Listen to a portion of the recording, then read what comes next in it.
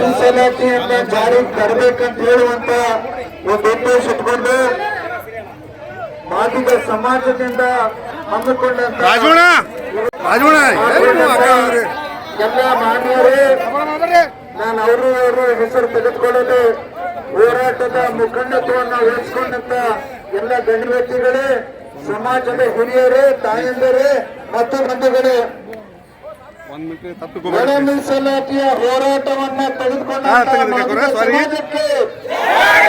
ಮಾದಿಗ ಸಮಾಜಕ್ಕೆ ನಾ ಹೇಳ್ತಾ ಇರೋದಿಷ್ಟೇ, ಇದು ಹೋರಾಟ ಇವತ್ತಿಂದಲ್ಲ.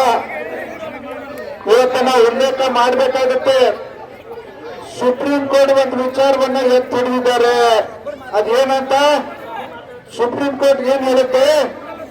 ಜನಸಂಖ್ಯೆ ಆಧಾರ ಮೇಲೆ ಮೀಸಲಾತಿಯನ್ನ ಮಾಡಬೇಕು, ಅಷ್ಟೇ ಅಲ್ಲ ಏನೇನ್ ಸವಲತ್ತನ್ನ ಕೊಡಬೇಕು ಆ ಸವಲತ್ತನ್ನ ಜನಸಂಖ್ಯೆ ಆಧಾರದ ಮೇಲೆ ಕೊಡ್ಬೇಕಂತ ಹೇಳಿ ಅವ್ರು ಹೇಳಿದ್ದಾರೆ.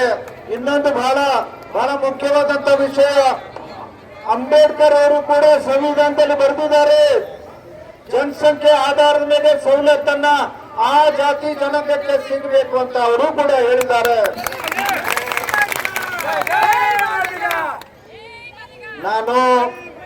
ನಾನು ಈ ಸರ್ಕಾರಕ್ಕೆ ನಾನು ಪ್ರಶ್ನೆ ಮಾಡ್ಬೇಕಾಗ್ತದ, ನಿಮಗ್ ಮನ್ಸು ಅದಾನ ಇಲ್ಲ ಅದು ಹೇಳ್ರಿ. ಮೊದಲ ನಿಮ್ ಮಾಡೋ ಮನ್ಸು ಅದಾನ, ನೀವು ಸುಮ್ ಕಾಟಾಚಾರಕ್ಕೆ ಮಾಡ್ಲಿಕ್ಕೆ ಗೊತ್ತಿರಿ.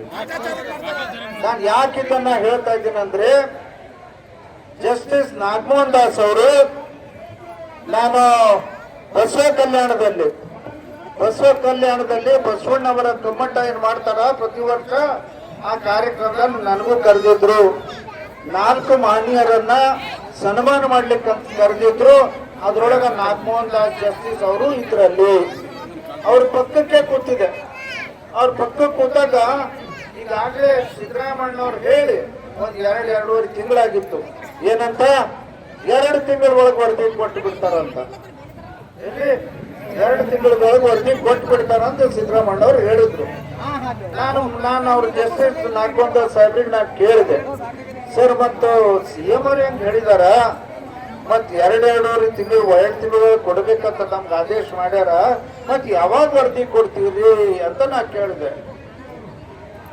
ಅವ್ರು ಏನ್ ಹೇಳಿದ್ರು ಗೊತ್ತಾ? ನನ್ಗೆ ಆಶ್ಚರ್ಯ ಆಗಿದ್ದು ಏನಂತಂದ್ರ, ನನಗೆ ಅಧ್ಯಕ್ಷ ಮಾಡಿದ್ದೆ ಆರ್ಡರ್ ಇನ್ನೂ ನನಗೆ ಬಂದಿಲ್ಲ ಅಂತ ಹೇಳಿದ್ರು ಅವರು. ಅವರಿಗೆ ಈ ಸಮಿತಿಗೆ ನೀವು ಅಧ್ಯಕ್ಷ ಇದ್ರಿ ಅಂತಂದ್ರೆ ಅವರಲ್ಲಿ ಹೇಳ್ಯಾರ, ಆದೇಶ ಬರ್ಬೇಕಲ್ಲ, ಆ ಆದೇಶ ಇನ್ನ ಕೊಟ್ಟಿಲ್ಲ ಅಂತ ಹೇಳಿದ್ರು. ಅಂದ್ರೆ ಏನ್ ತೋರಿಸ್ಕೊಡ್ತದ? ಸುಮ್ 2 ತಿಂಗಳೊಳಗೆ ಮಾಡ್ತೀವಿ ಅಂತ ಹೇಳೋದು, 3 ತಿಂಗಳೊಳಗೆ ಮಾಡ್ತೀವಿ ಅಂತ ಹೇಳೋದು. ಯಾಕೆ ಮಾಡಿಲ್ಲ? ಮನ್ಸದನ ಇಲ್ಲೋ. ಆಮೇಲೆ ಮೊನ್ನೆ ವರದಿ ಕೊಡೋರಿದ್ರು, ವರದಿ ಕೊಟ್ಟರು ನನ್ಗೇನದು ಪಕ್ಕ ಅದ ಪೂರ್ಣ ಅದ ಅಂತ ಅನ್ಸಲ್ಲ. ಪೂರ್ಣ ಇದ್ರೆ ನೀವು ಯಾಕೆ ಜಾರಿಗೆ ತರ್ತಾ ಇಲ್ಲ?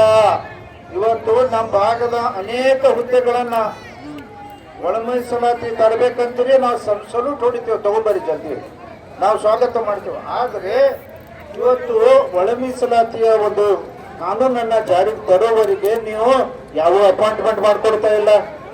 ಜಲ್ದಿ ಮಾಡ್ರಿ. ನಮ್ ಶಿಕ್ಷಕರ ಬಾಬ್ ಖಾಲಿ ಕುಂತಾರ, ಅಲ್ಲಿ ಪೋಸ್ಟ್ ತುಂಬಬೇಕಾಗಿಲ್ಲ, ಆ ಬೆನಿಫಿಟ್ ನಿಮ್ಗೂ ಬರ್ಬೇಕಾಗಿಲ್ಲ, ನಿಮ್ಮೆಲ್ಲರಿಗೂ ಬರ್ಬೇಕು, ಜನಸಂಖ್ಯೆ ಆಧಾರ ಮೇಲೆ ಬರ್ಬೇಕು. ಇದೇ ಒಳ ಮೀಸಲಾತಿಯ ಮುಖ್ಯ ಅಂಶ. ಮಾನ್ಯ ಸಿದ್ದರಾಮಣ್ಣವ್ರೇ, ಲಘು ವರದಿ ತರಿಸ್ಕೊಳ್ರಿ.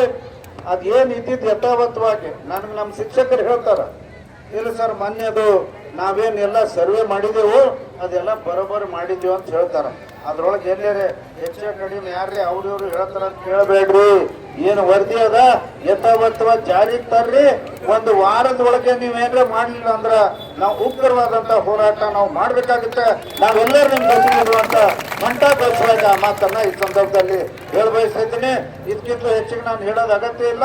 ತಾವೇನು ಈ ಹೋರಾಟದಲ್ಲಿ ಪಾಲ್ಗೊಂಡಿದ್ದೀರ, ಪಾಪ ತಾಯಂದ್ರ ನೋಡ್ರಿ, ಶ್ರಾವಣ ತಿಂಗಳೊಳಗೆ ಮನೆ ಪೂಜಾ ಮಾಡೋದ್ ಬಿಟ್ಟು ಇಲ್ಲಿ ಬಂದ್ ಕೂತಾರ. ಅವ್ರು ದೇವ್ರ ನೆನ್ಸ್ಕೊಂತ ಕೂತಾರ. ಏನಂತ? ದೇವ್ರ ಪೂಜಾ ಮಾಡ್ಕೊಂತ ಒಳ ಮೀಸಲಾತಿ ಜಾರಿಗೆ ತರ್ರಿ ಅಂತ ಅವರು ಬಂದ್ ಕೂತಾರ. ಇಲ್ಲಿ ನಿಮ್ಮ ಹೋರಾಟಕ್ಕೆ ಮಾದಿಗ ಸಮಾಜಕ್ಕೆ ಒಳ ಮೀಸಲಾತಿಯ ಹೋರಾಟಕ್ಕೆ ಧನ್ಯವಾದಗಳು.